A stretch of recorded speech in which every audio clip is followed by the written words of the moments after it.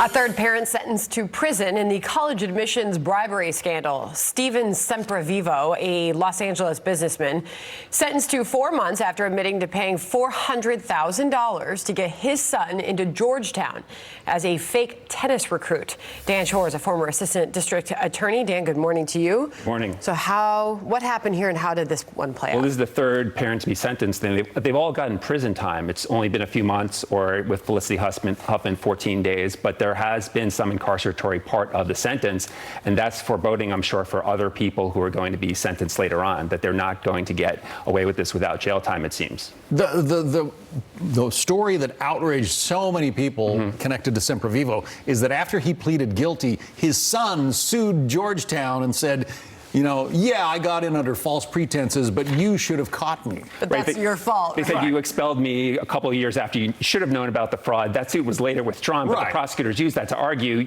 acceptance of responsibility is a big part of getting a lenient sentence. And the prosecutors were saying, how can you say you're accepting responsibility if you're suing the school to keep your son in there? Yeah, and he also says, Semprevivo said, yeah, I accept full responsibility, but it's really Rick Singer's fault for luring me into this. Well, that's the question about a lot of these defendants is how much was the consultant luring them in, manipulating them, even if they knew that they were doing something they shouldn't have done. Some of them are saying, I was really manipulated by this consultant who is perpetrating this fraud. So what does this say about what's going to happen with Lori Loughlin? Well, look, like all defendants, she's innocent until proven guilty. She has a right to a trial. But if she's convicted, she would probably face significant incarceratory time because other people who have been sentenced on plea deals have gotten some prison time. And usually the best plea deals occur early in a case. The ones who take a while to plead guilty usually don't get as good of a plea offer. And if someone goes to trial, usually they get a harsher sentence. But if she's saying that she could go to trial and be found not guilty, then she's rolling the dice. I have newfound respect for Felicity Huffman, who stepped forward and said, yeah, I did it. It was wrong. I'm embarrassed. I'm, embarrassed for my kid, but I did it.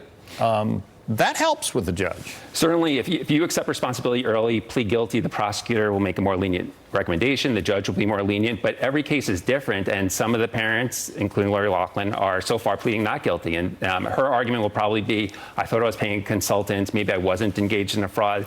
Or maybe she's holding out for a better plea deal. The thing is, plea deals usually don't get better as time goes along. Well, usually they get worse. Her defense has made the case that she didn't know she was doing anything wrong at the time. Right, that's much different than what we've heard from, say, Felicity Huffman. Right, that's her argument. That may factor into a plea deal, or if it goes to trial, we'll see what a jury does with that argument. Ignorance of the law, no defense, right? Thank you. Thanks. Thank you.